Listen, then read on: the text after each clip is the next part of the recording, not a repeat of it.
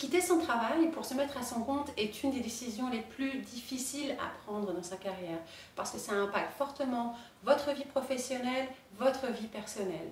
Et pourtant, la tendance, elle est réellement grandissante. En termes de statistiques, en 2020, 50% de la population active sera des freelancers. Puis vous le voyez bien autour de vous, les espaces de coworking pullulent de partout. Alors, une fois que vous avez pris cette décision, il va falloir que vous mettiez en place un plan qui soit structuré. Mon objectif aujourd'hui, c'est vous donner les 5 étapes clés qui vont vous permettre de faire un lancement à succès. Pourquoi? Parce qu'effectivement, la compétition va être féroce et il va falloir que vous vous démarquiez, que vous sortiez du lot. La première étape qui est fondamentale, c'est la compréhension de votre marque personnelle. N'oubliez pas que le business est avant tout humain. Les gens ne choisissent pas une offre de service particulière, ils choisissent un individu avec lequel ils veulent travailler pour son approche particulière, pour la valeur ajoutée qu'il va apporter qui va être spécifique à lui-même. Alors vous devez vous interroger sur un ensemble de questions comme comment êtes-vous perçu? Quelles sont les forces que vous avez qui sont uniques par rapport à vos compétiteurs et que vous pouvez intégrer à votre offre de service pour vous distinguer des autres?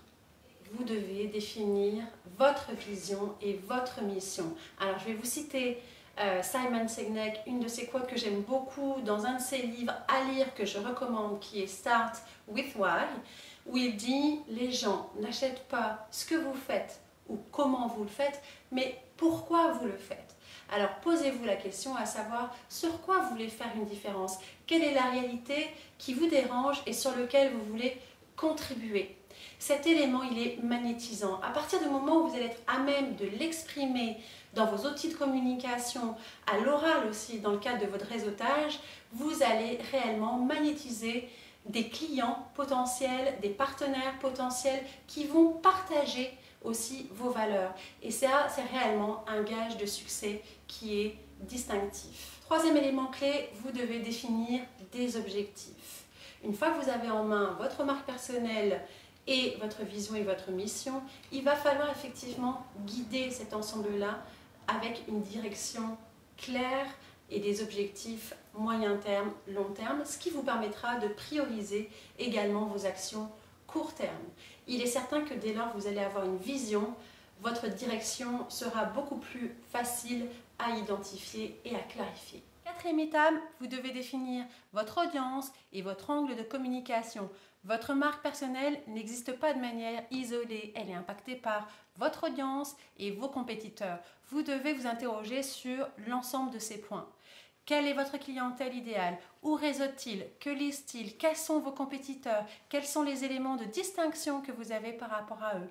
Plus votre audience sera restreinte, plus vous serez à même de susciter de l'intérêt auprès d'eux et d'avoir une stratégie de communication impactante. Une fois que votre audience elle est claire, vous serez à même alors de définir votre angle de communication. Sur quoi voulez-vous être reconnu? Comment voulez-vous aider votre audience? Comment susciter leur intérêt? Cinquième élément, osez exprimer votre marque personnelle. Vous avez tous les éléments maintenant pour bâtir une stratégie de communication percutante qui va vous permettre de développer votre visibilité et votre crédibilité auprès de votre audience cible. Bâtir une stratégie, c'est une chose, oser la mettre en œuvre, c'en est une autre, parce que ça va nécessiter de votre part d'oser vous exprimer, d'oser vous exposer, mais ça se fait petit à petit avec des étapes graduelles. Autrefois, nous n'avions pas la possibilité de nous exprimer sans les relations presse. Aujourd'hui, à travers les réseaux sociaux, vous avez la possibilité d'avoir un levier exponentiel pour booster votre business et développer votre visibilité. Alors, faites-le. Ayez en tête une chose, une marque qui est forte, c'est une marque qui attire et qui repousse. Mais cela vous permettra aussi de magnétiser et d'attirer une clientèle qui va partager vos valeurs, votre vision, votre opinion. Et ça, c'est également un gage de succès. Le marketing personnel, c'est un élément qui est clé dans le lancement de votre business. Le business est humain et d'autre part, sachez qu'effectivement, quand on se met à son compte, développer son marketing personnel, c'est vous permettre de davantage aligner qui vous êtes, avec ce que vous faites et comment vous le faites. Le gage finalement de se permettre d'être davantage soi, d'être davantage authentique. Alors n'omettez pas cette phase-là et bon lancement dans votre nouvelle entreprise. Au revoir!